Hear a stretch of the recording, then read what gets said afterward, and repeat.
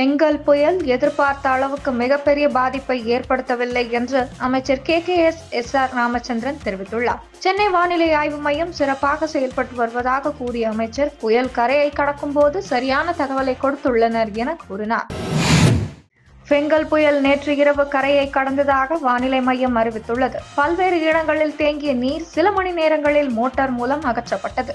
இருப்பினும் சென்னையில் சில இடங்களில் அரிந்து விழுந்த மின்சார கம்பிகளில் இருந்து மின்சாரம் தாக்கி 3 உயிரிழந்த சம்பவம் சோகத்தை ஏற்படுத்தியுள்ளது. இந்நிலையில் இயற்கை பேரிடரை எதிர்கொள்வதில் நம்பிக்கையுடனும் பொறுமையுடனும் இருப்போம் என ஆளுநர் RN ரவி கூறியுள்ளார்.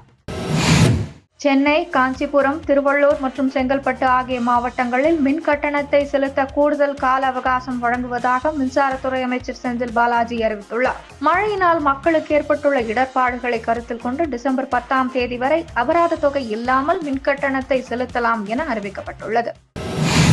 வழக்குகளில் ஆஜராகாமல் இருப்பது, ஒரு சில வழக்குகளை மட்டும் தேர்வு செய்து ஆஜராவது போன்ற செயலால் கடந்த சில ஆண்டுகளில் கல்வித்துறை சார்ந்த வழக்குகளால் அரசுக்கு 100 கோடி ரூபாய் வரை இழப்பு ஏற்பட்டுள்ளது என்று வழக்கு விசாரணையின் போது சென்னை ஹைகோர்ட் நீதிபதிகள் வேதனை தெரிவித்துள்ளனர்.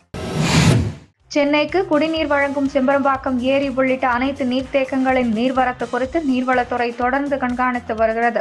தற்போது வரையில் சென்னைக்கு குடிநீர் வழங்கும் 5 நீர்த்தேக்கங்கள் 50% மட்டுமே நிரம்பி உள்ளதாக நீர்வளத்துறை அறிவித்துள்ளது. மகாராஷ்டிராவில் பாஜக தலைமையிலான மகாயுதி கூட்டணி அரசு வரும் டிசம்பர் 5ஆம் தேதி பதவியேற்க உள்ளதாக அறிவிக்கப்பட்டுள்ளது. தொழில் வளர்ச்சிக்காக லஞ்சம் தந்ததாக கூறப்படும் வழக்கில் அதானி குழும தலைவர் கௌதம் அதானி மற்றும் சிலருக்கு எதிராக அமெரிக்க நீதிமன்றம் சம்மன் அனுப்பியதாக வெளியான செய்தியை வெளியுறவு அமைச்சகம் நேற்று மறுத்தது.